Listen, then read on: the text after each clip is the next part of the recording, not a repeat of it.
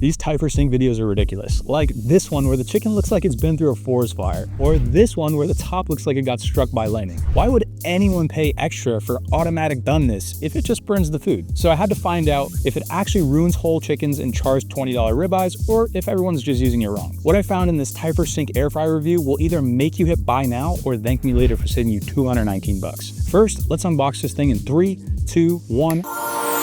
Now, there's one thing about this air fryer that might surprise you, and if you don't know about this, you might freak out and think you bought a dud. So we've got the exterior plastic shell, and on the inside is one burner at the top and an aluminum interior. The basket is 10 by 10, capable of cooking meals for up to 4 people. And it comes with a ceramic non-stick crisper plate that's PFAS free, so no harmful chemicals. The crisper plate sits flush at the bottom and makes the food more crispy. On top is the control panel and 6 settings. There's also 3 additional settings in the app for bacon, wings, and fries. You just pick the one you want, adjust the time and the temperature, and then you're ready to rock. Then there's the smart probe with automatic doneness. With this, you pick the type of meat you want to cook, then you just choose how you want it done, and then you slide the probe into the meat so that it measures the meat's internal temperature. The air fryer shuts off when the meat is perfectly cooked. This is the same tech they use behind the scenes at high-end restaurants to perfectly cook large roasts. And of course, it comes with a manual with cooking charts. Now, here's the catch. If you don't read the manual, you're in for a surprise, the smelly one. When you run the Typhur sync one for the first time, it needs to heat up to 450 degrees Fahrenheit to burn off factory oils and residues.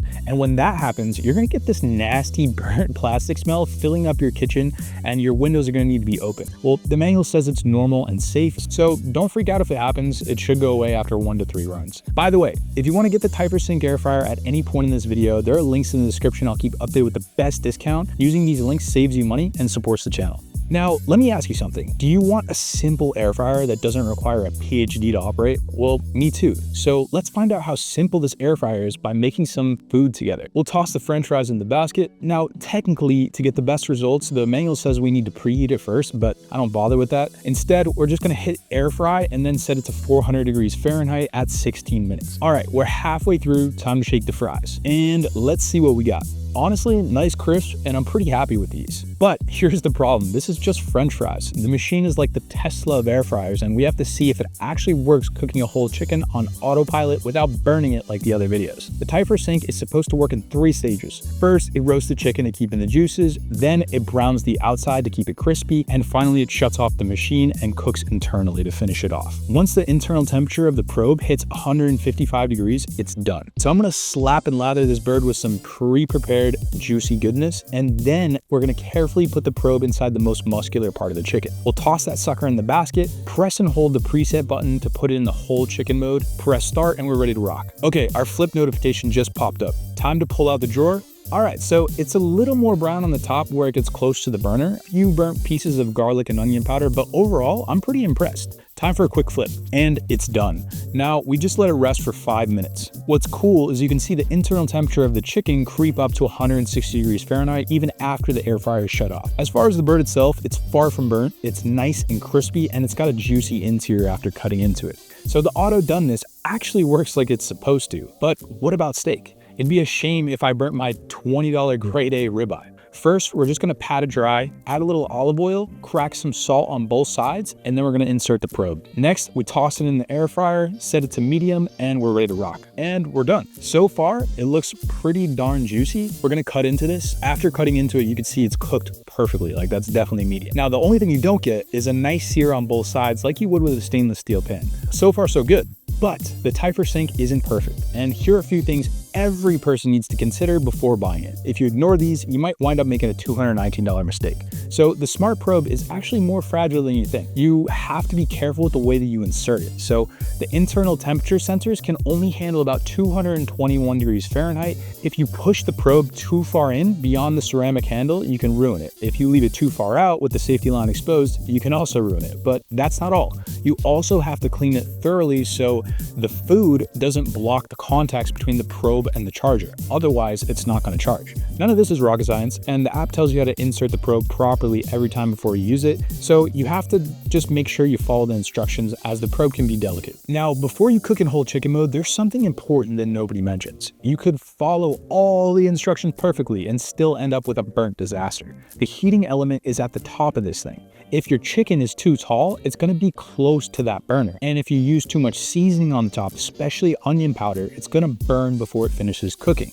The fix is pretty simple. Pick a slightly smaller bird or one that isn't as tall. And then you can go light on the seasoning near the top, and you always want to use the default 155-degree internal temperature. If you don't stick to these rules, you can burn the top of your whole chicken if you're not careful. You know that feeling when you finish cooking and you're starving, but now you gotta go deal with a greasy basket with caked on food? You're scrubbing the corners, you're trying to reach those weird angles, you're soaking it in the sink for 20 minutes to loosen up the crud. Well, the Typhur sink makes that a lot easier. The probe, the basket, and the crisper plate are all dishwasher safe. The only thing that isn't is the probe case. I personally hand wash everything so the ceramic coatings last longer, but even then it's pretty easy to clean. Now, when you buy an air fryer, what do you look at? Price, size, maybe the features, but there's something most people never think about: their health. A lot of air fryers use cheap Teflon non-stick coatings, and these can leach PFAS into your food. PFAS have been linked to increased risk of cancer and hormone disruption. The Typhur sink doesn't use Teflon, it uses ceramic non-stick coating that's completely PFAS free, so this air fryer is a safer, non-toxic option. And this is probably the #1 reason to get this air fryer. Are you someone who stresses out about making sure your food is cooked? Because